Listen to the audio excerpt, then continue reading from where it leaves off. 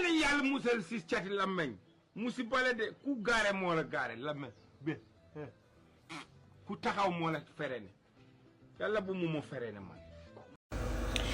Coucou la famille, ci la leen nekk, j'espère que vous allez bien, alhamdoulilah.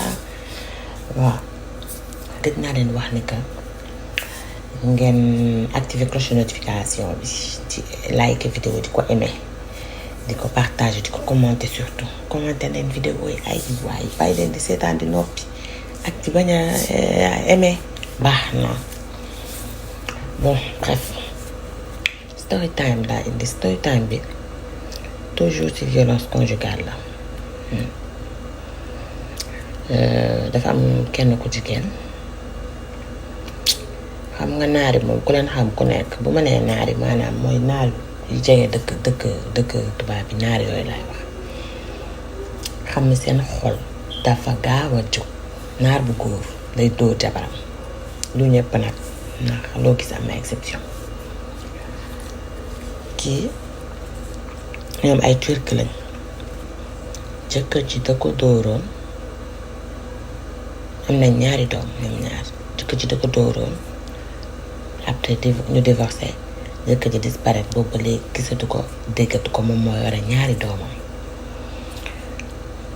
temps yi bi dafay jékki-jékki buy nooyi day am problème mu nooyi buy wax day am problème mu dem hôpital ñu xool ko ni ko dóor yooyu ñu ko daan dóor code bi maanaam faar gi dafa am partie bu ci tàmm dem taf bës di bës poumon ñeneen ma dégg est-ce que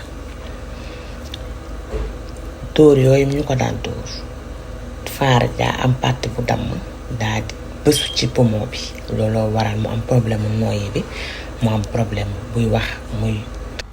léegi nag docteur yi nee ko dañ lay opérer amaale na ci yeneen séquelles sax mais bii may wax nii moo gën a garaaw docteur yi ne ko dañ lay opérer te opération bi opération à risque la mën nga cee dund comme mën nga cee dee. moom amul ku mu dénk doom yi bàyyi jee fàq na bu yàgg xaw ma nu ñu koy waxee jee dindi na responsabilité dégg ko gis ko doom yi lay wër ndax da koy dénkaane fii wala ndax da koy yóbbu da koy dénkaane fii daal parce que xam fii boo fi amul famille moom te boo fi joxee sa doom yàlla rek xam kenn xam man parti boobu indiw ma man parti violence bi moo ma fi indi. man damay laaj jigéen naka nga mën a toogee ci benn ménage si maanaam ci sëy boo xamante ne nga ne danga ci toog ay at di mun ba jur fa ñaari doom sëy boo xamante ne dañ laa def ni patu farine di la bule guddi di la bule bëccëg pour un oui ñu bule la pour un non ñu bule la nga toog fa au nom de quoi et au nom de qui man loolu laay laaj ban sëy boobu sëy yàlla validé na ko yàlla dalaa sant ne la boo toogee fuñ lay bulee toog fa loolu damay laaj ndax yàlla da koo santaane wala déet ba yow nga toog fa ñu tëddatu man naka nga mën a toogee foo nga xamante ne dañ dama ba sa faar di fa damm duma fi am benn wax bu neex bu may wax nooy toogee milieu buñ lay maltraité nga fay toog ki nga xamante ne dangeen a war a nekk ci jàmm ak salaam munoo leen ko ku nekk doxam mu def la ni mbaam def la ni balu ping pong di la dóor guddi di la dóor bëccëg ono de moom mooy kan ba war laa dóor yow danga nekk mbaam wala lam mbaam yi sax dóoratul leen. en fait pour man benn instant yi ñuy violente ñu toog ci sëy bi ñoom violence bi da leen neex xëy na dóor yooyu da leen cee neex loolu laa mën a wax nee naa leen duma ci wax dara lu neex parce que toog foo xam ne dóor nañ la fa ba damm sa faar yow nga ne jur nga fa ñaari doom yow tey opération à risque maa la day taari suñ la opéré nga dee sa ñaari doom yee ne dëgg la de nit mën naa deewee fu ne sa ñaari doom yi ndaw yee kan moo la koy tëyal moom wëndëng la dem na gérer dina leneen boo demee takk na keneen ma ngi dund leneen yow nga des ak say séquelles bu nekkee ne wér nga sax dangay des ak séquelles faar yu damm faar buñ ko réparé dañ ko dindi carrément yow foofu noonu xaw ma plastique lañ la fay defal wala dañ lay bàyyi foofu noonu turu bi noonu waaye faar yi damm yi moom faar yi xam kenn ko tabax kenn du ko tabax te ay dóor moom lu ne xaj na ci góor ak jigéen dañoo tolloo doole nga toog ñu di leen dulli ba pare yow bu ñu lay dulli xanaa doo fayu xanaa amoo gémmiñ nga but di tudd ay maamam tudd fameem tudd saaga leen ay ndey bu ko defee mu bàyyi parce que bëgguñu ko leen saaga ndey ku la dóor nag danga koy daggal baax nga yow rek di dagg moyen de défense amoo ko xanaa gi mënoo for dara ci kër gi nga kay wala yow danga naan nemm am na man nan laa mun concevoir ñu lay dóor nga ne neema benn place di la ay daa ku la dóor wane sa bopp le minimum bi nga am nga def ko ci mbaa waaw ku nekk lu mu am jën naka nga mën a toogee ñu lay dóor ñu di la dul ñu ma loolu laa mënoo concevoir ku la dóor fay nag cooki lay doon du doon ay dóor de xeex lay doon loo tëdd ñu lay nuus yooyu damaa mer.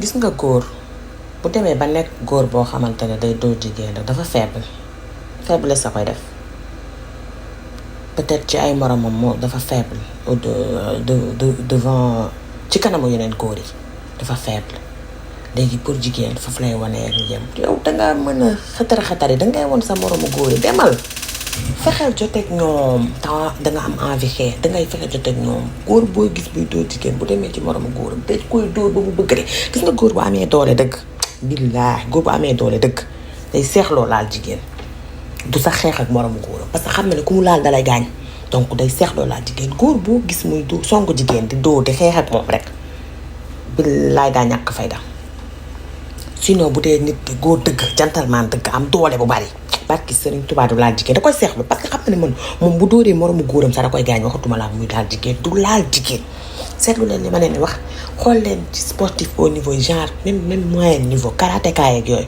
duñ xeex parce que dañ leen di tooñ sax ñuy reetaan parce que xam nañ ne buñ la laalee dañ lay rey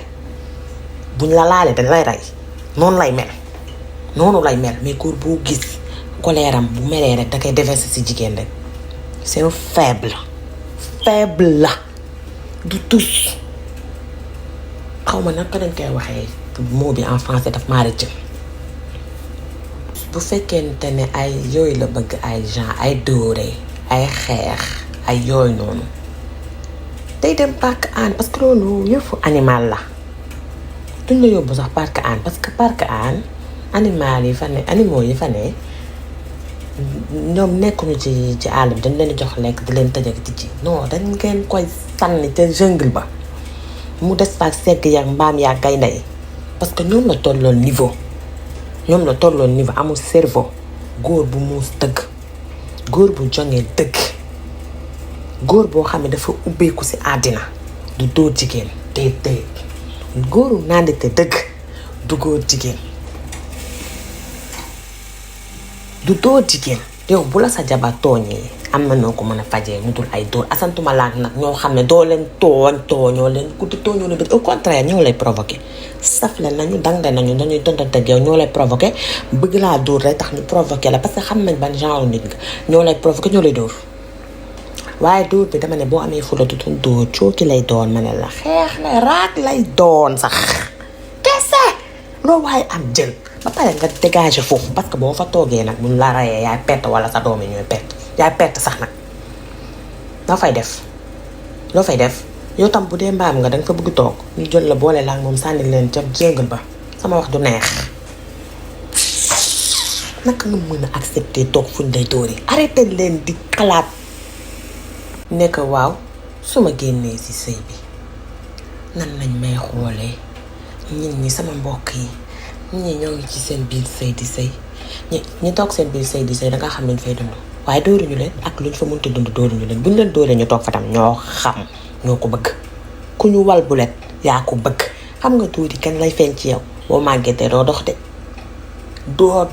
di ngay am ay séquelles yoo xamante ne dangay toog sa vie séquelles yi di ñëw nànk-nànk ñu lay questionné di la laaj lan ak lan moo la dal doo xam lan moo la dal noq ya la daan noq mooy répercuté wu lan la nga naan ay Koddu Mbay mi ngi ci sëyam Faatu Mbay mi ngi ci sëyam sa yaay naan la ñi ñu ngi seen sëy toogal nga muñ ku la koy wax waluñu ko ku ñu arawal njaay dangay jaw ay dóor bu ko kenn muñaale xam nga lan laa bëgg mooy dangalal mooy defal lu la neex mais sa diine boo demee bay toog am temps libre del documenté wu si li la yàlla ma parce que góoru africain moo tàmm waaw góoru jullit surtout waaw yàlla li la wax yàlla lee la wax mesdames jigéen ñi yéen lay waxal dee leen am habitude di documenté wu ci diine charia lan la wax ci diggante góor ak jigéen ñuy sëy ku ci nekk sa droit ak sa devoir dem leen ko jàng bu ko defee ngeen xam seen bopp xam li leen war ñu bañ leen napp ci côté boobu sinon boo ko xamul dañ la ciy napp dem leen di ko jàng documenté wu weesuwul dee leen laajte boo gisee ku imaam ku jàng ku toog sa wet wala ko xam dee ko questionné boo ko xamul den dem internet bien vrai que des fois internet yi fi du leer mais au moins di nga ci xam dara. am na ay livre pardon am na ay livre pour loolu dee leen gëstu bu leen nekk ay ignorante dee leen gëstu bi nga nekkee xale mën nañ la ne demal nga jàngi nga bañ ñii dama ne bi nga màggee boo bëggee xam dara yaa ngi ni woy bu nekk boo ko bëggee fecc danga ko xaw ma woy danga koy way donc am na loo xamante ne tey ñu ngi ciy napp te c'est pas normal góor yi doxaluñu yoon man je sais pas comment naka lañ ko calculer ba ne jigéen ñi ñooy ëpp safara xaw ma parce que ay texte la yoo xamante ne tuuti naa trop pour taxaw fii di ci wax mais daf maa yéem parce que dama xamante ne jigéen bu fi sikk ku toog si pooji ndeyam sax bu fa jógee góor a ko fa jógee jële jigéen bu fi def lu bon góor a ko ci dugal genre mënuma des 50 xaw ma sax nan laa koy waxee ñii dégâts yi ñu nekkee ci biir mariage bi li ñuy def àq yi ñu amee seen jabar góor yi àq yi ñu amee seen jabar ci biir mariage te xamuñu ko sax genre géré wuñ ko yëguñu sax ne ñu ngi lay amee àq loolu noonu yëpp ñu boole ko pare ñëwaat ne jigéen mooy ëpp safara parce que comprendre ma mais bon xaw ma ban côté la ñuy waxee mais doy na waar torop man daal lenn laa ci mën a wax du doon ay conseil de parce que man tuuti naa torop pour toog di conseiller qui que ce soit liir bi doog a judd sax mënuma laa conseiller sama xalaat laay wax ni ma ko gisee man laay wax comme ni ma lañ ko waxee sama chaîne mi waxtaan la tudd damay waxtaan kese mais dama ne arrêté leen di toog fu ñu leen di dóoree déjà sa doom bi nga jur muy gis ne que yaayam ñu ngi koy dóor muy gis ne que papaam il est violent baaxul ci moom ça perturbe l'enfant arrêté leen di toog fu ñu leen di dóoree ngeen xalaat seen santé mentale doom mais yéen seen santé mentale sax waxaale wu ma ko mais seen santé physique xalaat leen seen bopp nit bu mu la gënal sa bopp société bi bu mu la gënal sa bopp arrêté leen di xalaat ni ñu may xoole sëy naa ñetti yoon sëy naa ñeenti yoon arrêté leen di def loolu ci seen bopp yàlla santu leen ko waxu la fuñ lay dóoree nga toog fa amul fenn fuñ ko bind ci taxi góor war na dóor jabaram amul bañ na ko ba dañ na ko bu bañee julli jëlal ñetti bant bale nga raay ko lañ la wax ni kon xam nga ne mooy dóor amul de ki gën suñu askan tax ñu binduñu sallallahu alayhi wa sallam jàngale na ne lépp da ngeen mës a dégg ci biir jàngaleem ñu ne la dóor na jabaram dem nañ ba ne jote na ak jabaram ne ko fexeel ba wax dëgg góor ñi fii tey bu réunion amoon koo fi toogaloon ba ne sa jëkkër fexeel ba wax dëgg ñëppay tëbandoo sa kaw du sa morom xamuñu ñoom ñi la va mag yi sax dañoo xamul da ngay gis ay mag yoo xamante ne xamuñu ñoom seen bopp xamuñu te pourtant loolu c'est normal Yonent bi sallallahu alayhi wa sallam dafa jàngale lépp la jàngale moom lu ko jommul keneen ndax moom moo gën sa maamu moom li nga xam te ne loolu lañ bëgg a dund toog leen foofu ñu mbugal leen loolu laa mën a wax dama mer ak Sëriñ Tuubaa Mbàkke dama mer torop maa ngi jàll ci version française man alors l'histoire là c'est une dame qui était en couple elle est turque en fait. Elle était en couple avec son mari. Ils ont eu 2 enfants. Mais pendant toute cette période-là, maintenant ils ont divorcé. Mais quand ils étaient dans le couple, le mari la tabassait tout le temps. c'est un mari violent en fait. Tout le temps. Et maintenant, ils ont divorcé. Ils ont fait, je pense, 5 ans ensemble. Ils ont divorcé. 5 ans ou 3 ans, je sais plus. Ils ont divorcé. Et là, la dame, elle est malade. Quand elle parle, même, elle a du mal à respirer. Et à l'hôpital, on lui a diagnostiqué que elle a des côtes cassées. Et les côtes cassées, c'est ça... Comment ça s'appuie sur son poumon, en fait. Vous vous rendez compte? Comment un homme... Moi, quand je parle de la violence conjugale, j'ai la rage. J'ai la rage, en fait. Moi, je me demande comment une femme peut être dans un ménage où on te passe à tabac pour un oui, pour un non. Au nom de quoi? Pourquoi tu es là-bas? Des fois, c'est la pression sociale, la pression familiale, tout. Mais avant de penser à la famille qui te dit de rester dans le couple, ils n'ont qu'à venir se mettre à ta place, recevoir les coups pour voir s'ils peuvent supporter ou pas. Imagine, pour cette intervention-là, elle a personne qui va lui garder ses 2 enfants parce que le mari a disparu depuis belle lunette. Du coup là, elle cherche quelqu'un pour lui garder ses enfants, pour faire l'intervention. Et l'intervention, imaginez, l'intervention est à risque en fait. Elle peut mourir comme elle peut survivre. Imaginez qu'elle meurt, qui va lui garder ses 2 enfants et 3 ans et 1 an. Qui va lui garder ça? Et le gars là, peut-être même qu'il a refait sa vie parce que on ne le voit plus, il a disparu de la nature. Il ne s'occupe pas de ses enfants. Il ne connaît même pas le dernier. Est-ce que ça valait le coup de recevoir les coups là pour cette personne qui a même disparu, même s'il était là à la prison? Pourquoi tu tapes ta femme? T'es qui pour taper ta femme?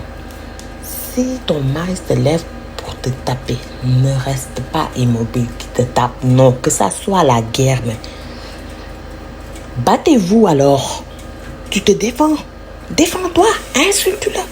Prends des choses lourdes, tu le jettes. Fais ce que tu peux. Mais ne te laisse pas faire. Et après ça, va à la police. Mais ne te laisse pas faire. Ne reste pas là. On te tabasse jusqu'à casser tes côtes. Pourquoi? Moi, je suis tellement révoltée en ce moment. Tellement révoltée. Imaginez si elle meurt de ça. À un moment donné, je me dis que peut-être celles qu'on violente dans leur couple, dans le ménage là, pour moi, elles aiment ça. Je sais pas. Parce que tu peux pas rester dans un environnement où pour un oui, on te tape, pour un non, on te tape. On dirait un ballon, on dirait un objet. Un homme, un vrai homme, il va jamais taper une femme. Si un homme a beaucoup de force là, je connais pas le mot en français en fait, mais il va jamais toucher à la femme parce que lui-même il se dit s'il touche à un homme, il va le blesser, d'autant plus une femme. Il va jamais toucher à la femme. Jamais de la vie. Même s'il te regarde, il pleure, il va pas te toucher parce qu'il sait que s'il te touche, tu vas mourir ce jour-là. Il va jamais de la vie te toucher. Jamais. Parce qu'il sait qu'il a beaucoup de force pour toi là. Et il sait que si c'est avec un homme là, l'homme va le tabasser en fait. Parce qu'il n'a pas de force. Mais si c'est un homme qui a de la force, il va jamais toucher de femme. Jamais de sa vie. C'est juste les hommes qui n'ont pas de force qui touchent à leur femme. C'est que ça. Oui. Et si lui, c'est un animal là, on n'a qu'à l'amener au parc même il ne pourra pas être là-bas parce qu'au parc, on enferme les animaux. On n'a qu'à le jeter au jungle, je ne sais pas comment on le dit. Là-bas, il y a les lions, il y a tout. Il va être là-bas avec eux. Parce que ce sont ses camarades en fait. Il est comme eux, son cerveau là, ça ne marche pas. Son cerveau ne fonctionne pas. Sinon, si tu es un gentleman, un vrai H, vrai homme, avec majuscule. Ah non.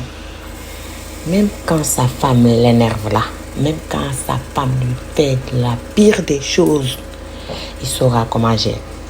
Il va punir la femme sans pour autant la toucher. Oui. Mais il ne va jamais toucher à la femme pour taper. Jamais de la vie. Jamais. Un homme qui a du cerveau, qui fonctionne, Un homme qui est, comment on dit ça, coquin, des trucs comme ça. Quand je dis homme avec H majuscule là, homme même, il saura comment gérer la situation. Il va jamais lever la main sur une femme. Jamais de la vie. Il va régler ça sans pour autant te toucher. Ben oui, ton enfant là, t'as pas besoin de le taper pour l'éduquer.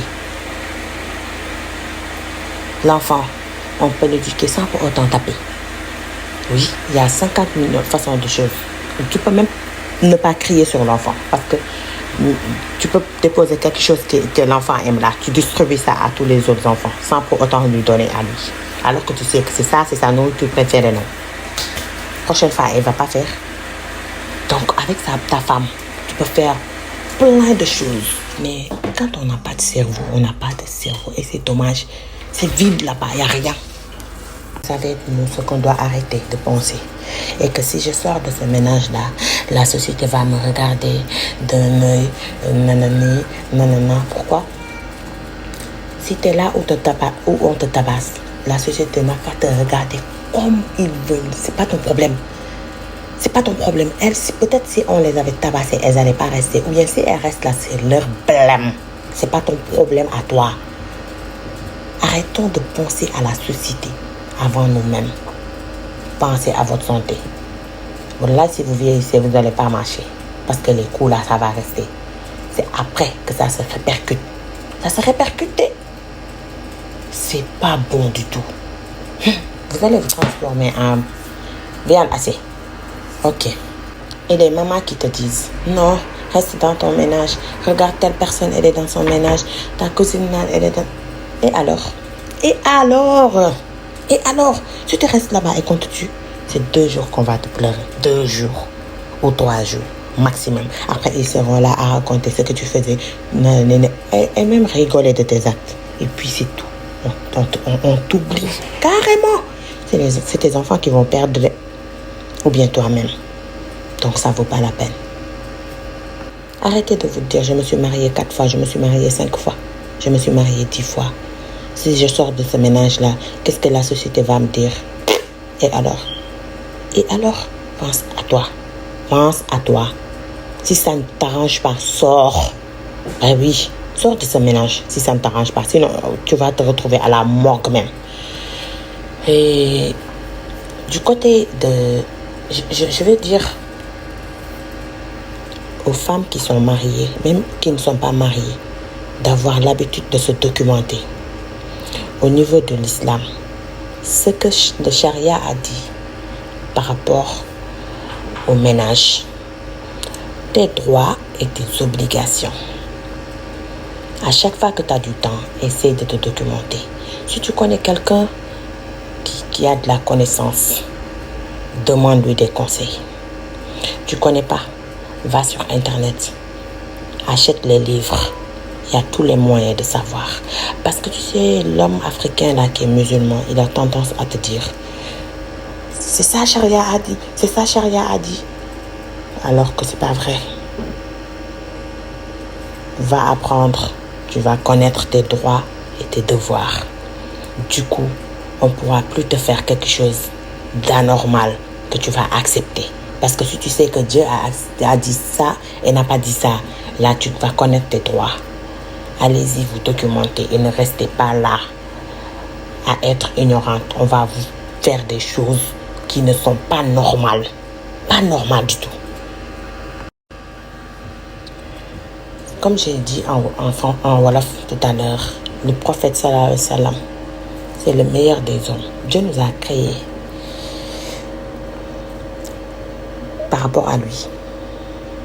C'est à cause de lui qu'on nous a créés. Vous voyez, c'est le meilleur des hommes. Et un jour, on racontait qu'il y avait une histoire entre elle et une de ses épouses, Aïcha. Et quand ils sont partis chez le papa d'Aïcha, Aïcha lui a dit devant tout le monde, il faut dire ce qui s'est passé, dis la vérité. Imaginez un instant, tu es là avec la famille et ton mari et ton père, tout ça, tu lui dis la vérité. Tout le monde va crier sur toi, te dire pourquoi tu dis ça à ton mari? C'est pas normal. Lui, c'est ton... Comment on dit qu'il est fait même? Je sais même plus. C'est ton responsable. Tu dois pas lui dire ça. Alors que celui à qui on a dit ça, c'est même ton grand-père, ta race même. Il est meilleur que... Et il a accepté ça. Tu sais pourquoi? Vous savez pourquoi il avait accepté ça? Parce qu'il a enseigné. Lui, toute sa vie là, c'est des enseignements. Dieu nous a envoyé des enseignements par rapport à lui. De sunna là. Tout ça, c'est que pour que nous aussi, nous vivons comme ça. Donc, toi qui es-tu pour qu'on ne te dise pas de dire la vérité, alors que celui qu'on a dit là, comme je vous ai dit, ne vous faites pas parler, ouais. Billahi, ne vous faites pas parler. Bref, je pense que celles qui subissent la violence conjugale, et je suis très énervée, très remontée même. Billahi, je suis remontée. Je ne peux pas concevoir qu'on te casse tes côtes comme ça gratuitement. Je ne peux pas concevoir ça. Ça me donne la rage. Parce que du coup, je pense que ceux qui sont dans le ménage et qui se laissent faire, qu'on les tabasse du matin, midi, soir là, parce qu'elles aiment le tabassement là, elles aiment qu'on les tabasse. C'est comme ça que je peux parler. Je suis fâchée. J'ai pas de compassion du tout. Je suis très fâchée. Je ne peux pas concevoir ça. Ah non. Non, pas du tout. Vous savez, un homme là, même gifle. Une fois, il va te gifler. C'est fini. Dès qu'il commence à te taper, parce que le corps de la femme là, c'est tellement mou. Dès qu'il touche, il va gifler. Demain là, c'est coup de poing qui va venir. S'il commence par coup de poing, demain là, c'est coup de pied qui va venir. C'est comme ça. C'est petit, comme on dit, petit à petit, l'oiseau fait son nid. Oui. Début là, c'est insulte. Après, c'est gifle. Gifle après. Si on vous tape, ripostez. Tapez vous aussi. Insultez là. Jetez des choses. Défendez-vous. Que ça soit la bagarre, mais que ça ne soit pas taper quelqu'un. Ah non. T'as deux mains comme lui, même si t'as pas la même force. Mais défends-toi au moins. Avant de régler cette situation-là, défends-toi. Ne lui montre pas que t'es couché là. Il va te tuer. Pourquoi te coucher? On te met des coups de pied et des coups de main. Pourquoi donner son corps comme ça gratuitement? On te casse des côtes. Non mais je suis tellement... Je suis fâchée. Billah, je suis fâchée. Ok.